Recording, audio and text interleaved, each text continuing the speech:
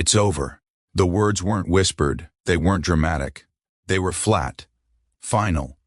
The kind of words that drain oxygen from a cockpit at 37,000 feet.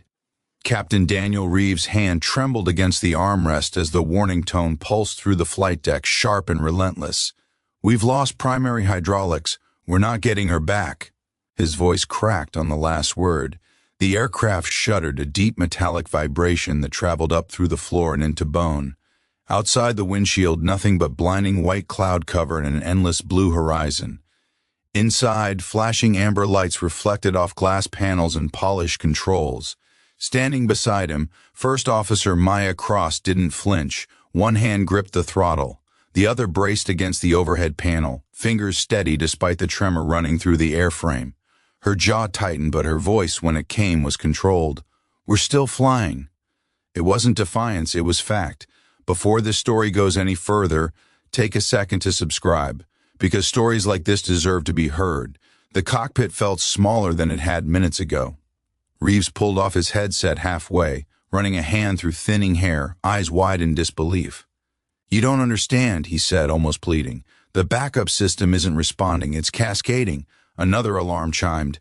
Maya's eyes flicked across the instrument panel, absorbing data, filtering noise from signal. She had trained for moments like this, but training never captured the weight of real lives behind a cockpit door. 212 passengers. Families. Kids with headphones on. Business travelers reading emails. People who trusted voices they'd never see. A violent jolt snapped through the fuselage, and Reeves' breath hitched. "Mayday," he muttered, but the words sounded like surrender, and that was the real conflict hanging between them. Not just failing systems, but failing belief. Outside, two gray shapes cut across the clouds in tight formation. F-22 Raptors, silent guardians slicing through the sky. They weren't there by accident. They had been scrambled after an earlier transponder irregularity.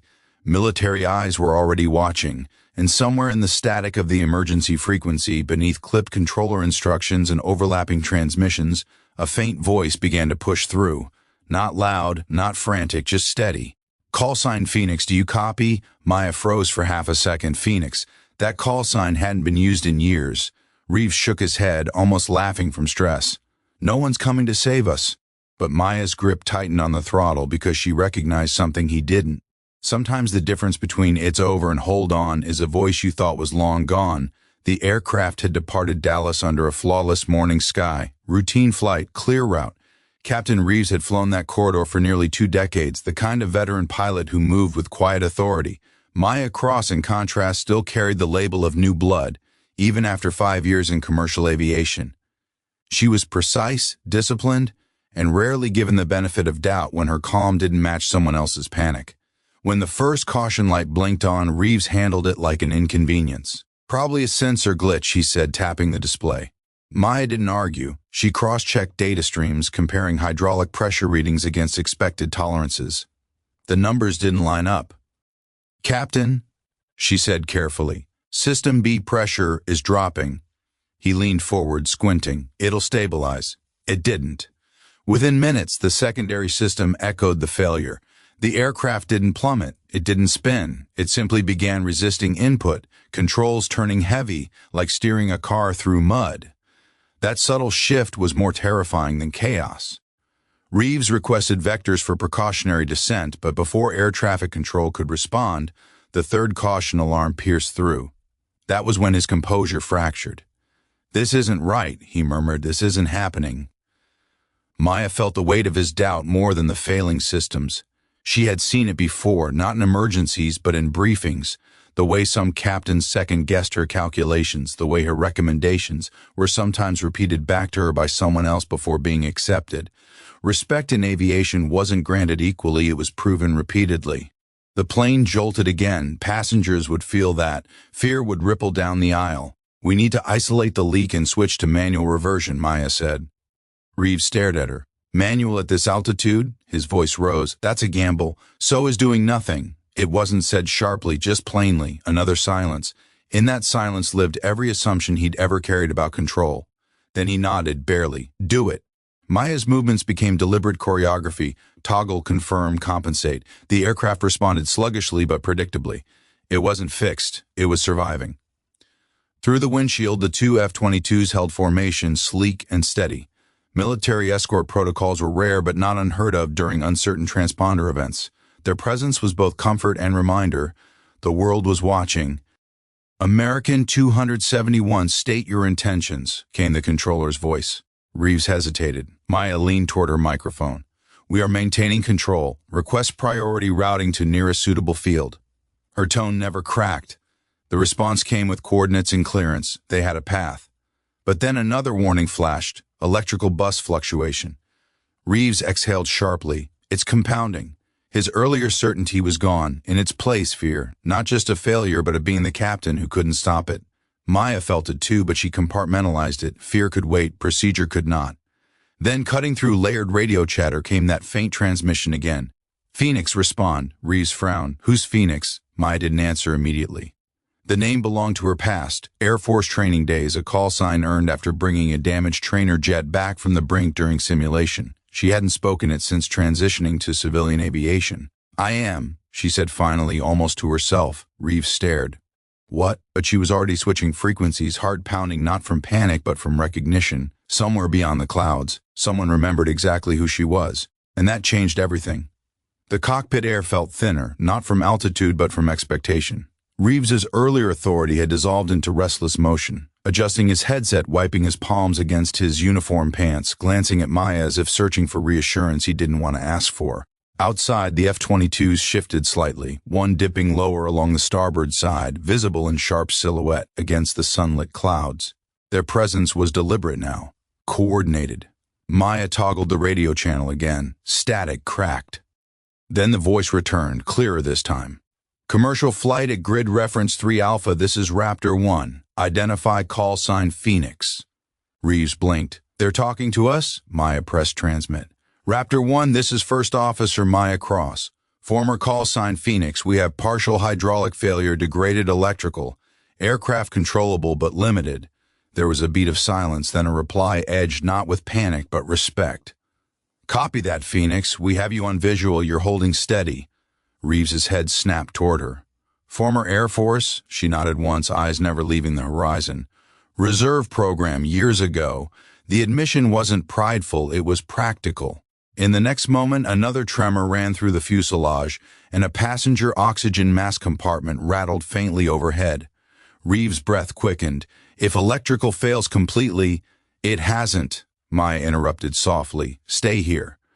The F-22 on the left banked closer, its wings catching light.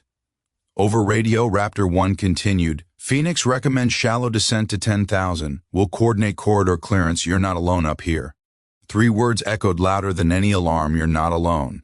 Reeves swallowed hard. For the first time since saying it's over, he looked at her not as subordinate but as anchor.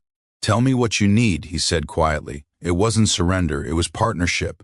Maya adjusted pitch manually, muscles straining slightly against resisting controls. The aircraft responded with reluctant obedience. Sweat gathered at her temples, but her breathing remained measured. In her mind, old training scenarios replayed, not as memories but as muscle memory. Crisis wasn't about heroics. It was about eliminating variables one at a time. "Electrical bus is stabilizing," she observed. "Hydraulics holding at reduced pressure." Reeves checked the readings, then nodded. "You were right." The words carried weight. Outside, the Raptors tightened formation, silent witnesses to a shift happening inside the cockpit that no radar could detect. The descent smoothed gradually. Clouds thinned beneath them, revealing fragmented landscape far below. Air traffic control cleared surrounding airspace, voices crisp but calmer now. Maya felt the turning point forming, not dramatic, not cinematic, but internal. The moment when doubt stops dictating action. Reeves keyed his mic again, voice steadier. "Raptor 1, appreciate the assist." The reply came without hesitation. "Anytime, Phoenix." That name no longer felt like history. It felt like proof. Proof that identity doesn't disappear when someone doubts you. Proof that preparation waits quietly until called. As the runway coordinates populated on the navigation display, tension remained, but it had changed shape. It was no longer about whether they would survive. It was about how they would land. And that difference meant everything. The runway was still more than 100 miles out, but in aviation terms, that distance can collapse in an instant. At 10,000 feet, the aircraft felt heavier, denser in the air, every minor correction translating into deliberate physical effort. Maya's forearm muscles burned from holding steady pressure against the manual controls. This wasn't fly-by-wire ease. This was resistance, negotiation with metal and wind. Reeves monitored the remaining systems with renewed focus, no longer spiraling but calculating. "Electrical load is fluctuating again," he said, voice tight but controlled. A flicker passed across the main display, brief, then gone. Maya didn't look away from the horizon. "Prioritize essentials, shed cabin non-criticals." Reeves complied immediately, fingers moving with purpose. In the cabin, lights dimmed slightly. To passengers, it would feel unsettling. To the cockpit, it was strategy. Over the radio, Raptor 1's voice returned, lower now that they were descending through layered airspace. "Phoenix crosswinds reported 15 knots at your destination, gusting 22. Reeves inhaled sharply. Manual controls, reduced hydraulics, crosswinds, the equation tightened. Maya processed it in silence. She remembered an instructor once saying that landings reveal a pilot's relationship with fear. You can't fake calm at 200 feet.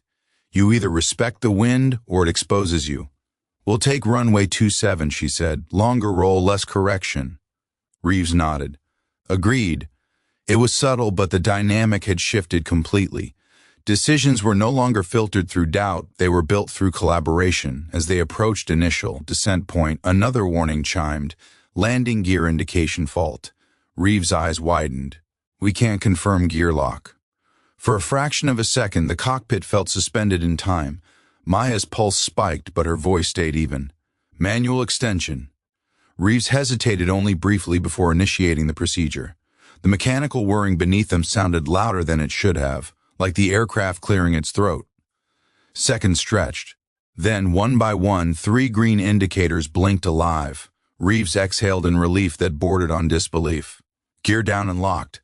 Outside, one of the F-22s peeled slightly higher, giving them visual space as civilian airspace took priority. But it didn't leave. It hovered like a silent witness. Maya felt something unexpected rise inside her. Not adrenaline, not fear, but clarity. Earlier, when Reeves had said it's over, it wasn't just about systems failing, it was about belief failing. About how quickly authority can crumble when the unexpected challenges identity. She didn't feel vindicated, she felt aware. The aircraft crossed 5,000 feet. Wind buffeted the fuselage sharper now. The runway shimmered faintly in the distance, a narrow strip framed by earth. Reeves glanced sideways at her. "You've got this," he said. "No pride, no ego, just trust." The final approach demanded everything, precision without overcorrection, strength without force. A gust pushed them right. Maya countered smoothly, resisting the urge to oversteer. Another jolt. Passengers would be gripping armrests now. In the cockpit, breathing synchronized with movement. "Airspeed stable," Reeves called out. "Sync rate good." At 200 feet, the world narrowed to runway and wind. Maya eased the throttle, flared gently despite the stiffness and control feedback. For one terrifying instant, a crosswind tugged hard enough to tilt them off centerline. Reeves's hand hovered near the controls, not to take over but ready to support. Maya adjusted, small input, steady correction. The tires met asphalt with a firm, decisive contact. Not soft, not violent, real. Reverse thrust engaged with limited hydraulic support, slowing them gradually but reliably. The aircraft rolled longer than usual before decelerating fully. Silence filled the cockpit, broken only by cooling metal and distant sirens of emergency crews pacing their stop. Reeves leaned back, staring ahead. "You brought us home," he said quietly. Maya finally allowed herself a full breath. "We brought us home." Outside, the F-22 banked once overhead before peeling away, mission complete. But something irreversible had happened inside that cockpit. It wasn't just that the plane landed, it was that a narrative shifted, about competence, about composure, about who gets believed in moments that matter. And that shift would follow them long after the engines powered down. The aircraft sat on the runway surrounded by emergency vehicles, red and blue lights reflecting off polished fuselage like a quiet celebration no one was ready to name. Inside, the cabin crew's voice reassured passengers with practiced calm. Applause began hesitantly, then grew. Scattered at first, then united. In the cockpit, Reeves removed his headset slowly, as if returning from somewhere far beyond the sky. I almost called it, he admitted, staring at the instrument panel now darkened and harmless. Maya unstrapped, hands trembling slightly now that the work was done. You didn't, she replied. He turned toward her, eyes clearer than before. No, you didn't let me. It wasn't accusation, it was gratitude wrapped in humility. On the tarmac, maintenance crews assessed damage while officials coordinated quietly. Word had already begun circulating: hydraulic failure, military escort, manual landing in crosswinds.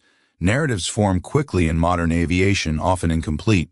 But inside the quiet of the cockpit, the truth was simpler. Two pilots had faced the same crisis. One saw ending, the other saw a process. That difference changed everything. A knock sounded on the cockpit door. An airport operations supervisor gave them a thumbs up. Textbook recovery, he said. Reeves almost laughed at the word textbook. There was nothing neat about what they'd just navigated. As they stepped down the mobile stairs onto solid ground, sunlight felt different, warmer, heavier. In the distance, the faint roar of the departing F-22 echoed one last time before fading. Maya paused briefly, looking up at the open sky. Phoenix. The call sign had resurfaced not because of nostalgia, but because someone recognized skill when it mattered. Recognition isn't about ego, it's about accountability. Reeves walked beside her toward the terminal. Reporters hadn't arrived yet, but they would. Investigations would follow. Data would be reviewed frame by frame. But beneath all of that, a quieter lesson lingered. Authority is fragile when built on certainty alone. It becomes resilient when shared. Reeves stopped before entering the building. I owe you more than a thank you, he said. Maya shook her head gently. You owe the passengers leadership next time doubt shows up. He considered that, nodding slowly. Growth rarely announces itself loudly. Sometimes it's a captain admitting he was wrong. Sometimes it's a CO pilot stepping forward without waiting for permission. As they walked inside, applause from a few lingering passengers met them. Awkward, heartfelt. A child pointed at Maya and whispered something to her mother, eyes wide with admiration. Maya offered a small wave, not dramatic, just human. The crisis would become a report, a case study, maybe even a headline. But the deeper shift, the restoration of belief, the quiet dismantling of assumption, that wouldn't make print. It would live in the next cockpit briefing, the next moment someone hesitated before dismissing a steady voice. And somewhere far above, two fighter pilots who had heard call sign Phoenix would remember the commercial jet that didn't give up when it would have been easier to surrender.